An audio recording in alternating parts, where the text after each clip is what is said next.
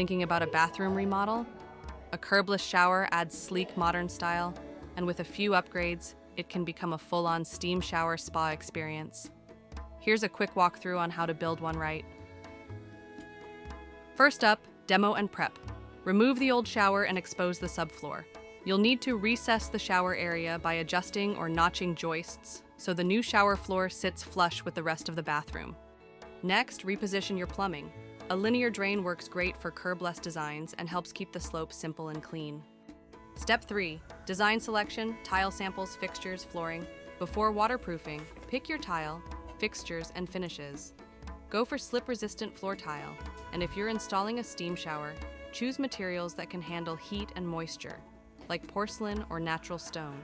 Matte black or brushed brass fixtures add a high-end look, and built-in lighting makes a big impact.